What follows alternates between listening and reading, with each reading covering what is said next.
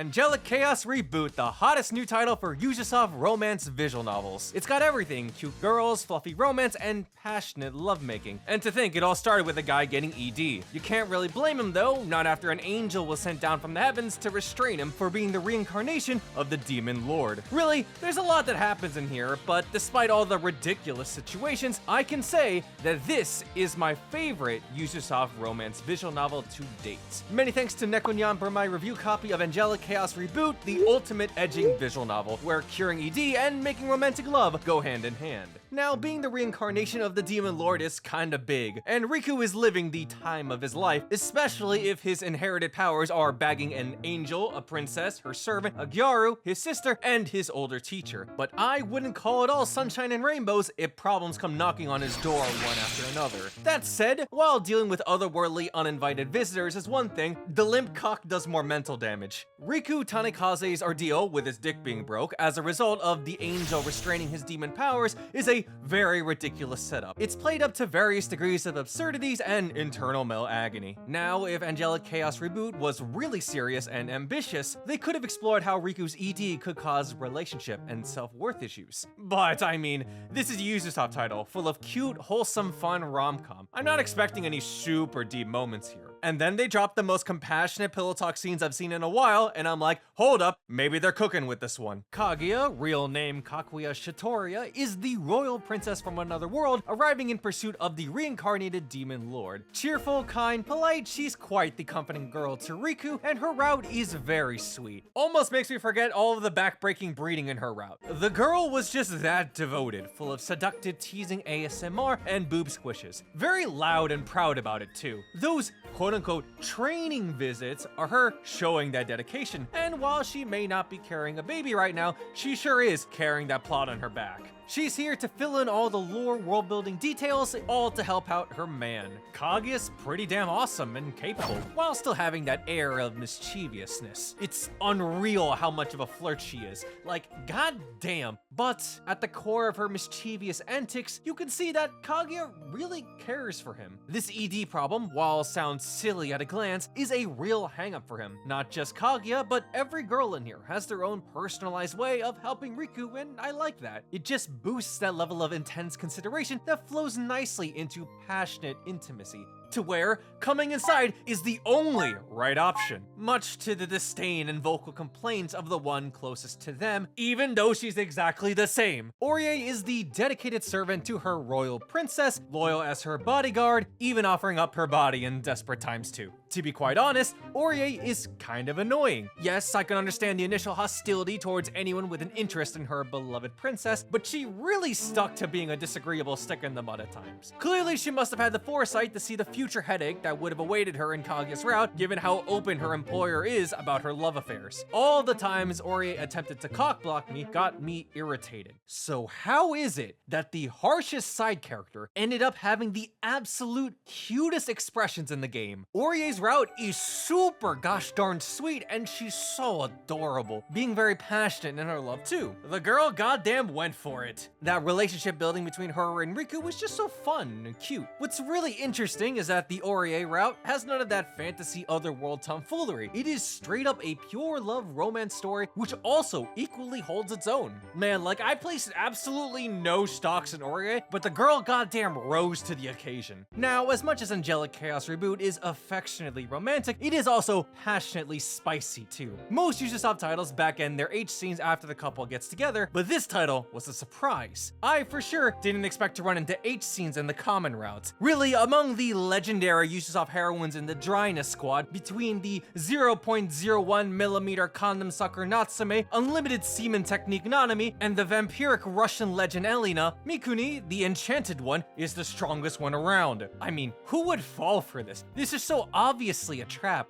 but it's a damn good one. But you know what isn't a trap? Our main character falling in love with his older teacher. The devil and angel might have been on Riku's shoulder telling me I shouldn't bang my teacher, but when the angel is telling me I should, holy god, I have been given the pass, for I am about to sin. Fumika is like this perfect combination of an S-tier class heroine, a childhood friend, an older woman, a pseudo-motherly personality, and a teacher. Some might say the teacher aspect is a drawback, but really, that's the best part. Teachers are always telling us it's it's never too early to set your goals. Well, my goal is my teacher, and I'm gonna score. Some people may think they don't have a teacher fetish, but I think you just haven't found the right one yet. Fumika comes across as this subtly teasing older Onesan, but more put together and mature. That said, Fumika's flustering panic showing off that younger, silly charm to her whenever she's being casual with Riku shouldn't be counted out either. She acts as that perfect in-between, as a caring, dutiful person, as a mature adult, and a long-term older friend, and I very much like this. It's a very sweet dynamic between the two of them, and it pays off. Fumika's writing is real spot on for that sense of wish fulfillment, both in Riku and Fumika's character dynamic and the dialogue for her spicy scenes. Which goes to say, if you're gonna pander to my base primal instinct, you better pander the hell out of me. I'm not a kid anymore. I'm already a man. Is an absolute vibe. Taboos were committed. Yuzusoft, you did a damn good job with Fumika and Amane, that sisterly Mesugaki.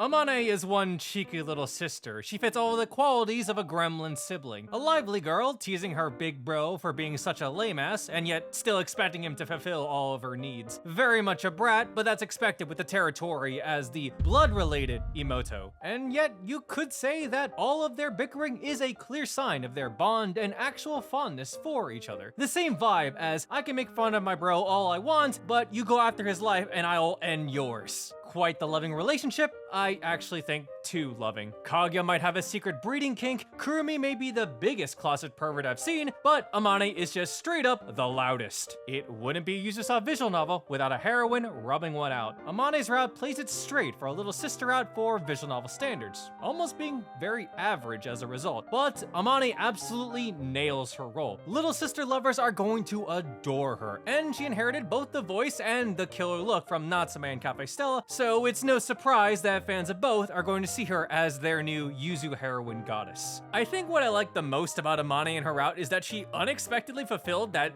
unsated craving I had for vampiric incest. Angelic Chaos RE-BOOT taking inspiration from the eroge legends before us in the form of mana transfer and I love you as my sister, but I love you as a woman even more. Joking aside, Amane's specific mixture of the fantasy aspect of the VN was charming. It worked as a nice neat parallel to Riku and Amane's taboo circumstances back in the real world, and only really made me more attached to the fantasy side of this VN even more. Throughout each of the routes, you get a glimpse of the world history, major events, and key characters in the fantasy world, and each one adds more to the bigger picture, which is really sad when you think about it in retrospect after knowing the real story behind everything and the reasons for it. That said, there's a certain girl who would 100% do away with it. And to think she's the one with the less sexually appealing fantasy outfit. Kurumi is one charismatic gal girl, perhaps the ultimate extrovert out there, and together with her gals, nosy fashionista number 1 and number 2, they are out here having a grand old time. I just love the girl. She's a bundle of energy that's just fun to watch on screen. One of my all-time favorite moments is when Kurumi hits you with that iconic greater than less than face. But she's certainly got some loose lips, her expressions making the most of her girl failure moments. She may be smart and capable with her brains, Miss I understand it now, but the poor woman certainly can't think before she speaks as she's out here self-reporting all of her kinks. And to make it worse, the game gave her the absolute worst superpower to match, creating the most endearingly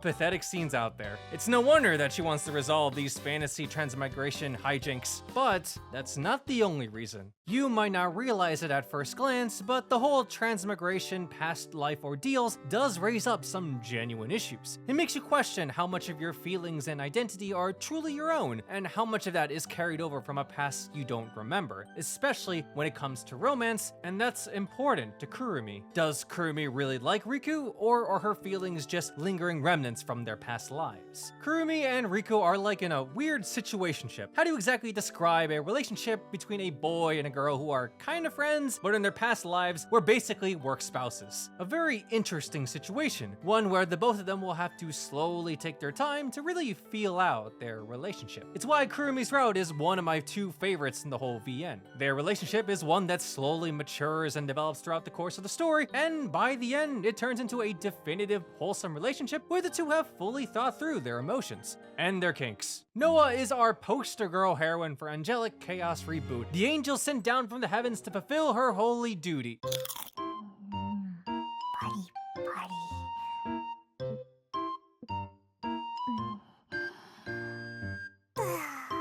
never mind, how the mighty have fallen. To no surprise, it didn't take long for the humans to have corrupted the pure being. Riku and Amane should really do something about it, but I mean, she's really cute, just look at those eyes. But while she's out here having the time of her life, gorging herself on food, and lamenting about very sinful acts, as someone who has clearly read too much smut in such a short amount of time, she's still dedicated to the job. Thank God, cause Riku's gonna need it. Much like Kaguya, Noa's also a very big part of driving the story. She's there to protect Riku, and it's up to her to take on that massive responsibility. In fact, she feels so strongly about it that even for Riku's unintended side effects, she is willing to take some more proactive measures. Riku may be okay with reaching the light of the gods, surely so if the angel permits it, but one has to ask, what drives her so much? I really like how Noa and Riku gradually work through their problems together, always being very considerate of each other. Noa is surprisingly good at sussing him out, but that's just only because Riku sees how anxious she gets, given how rough her personal situation is, the most distressing out of all the heroines. Her route is the other of my personal favorites in this VN. Noa's really cute,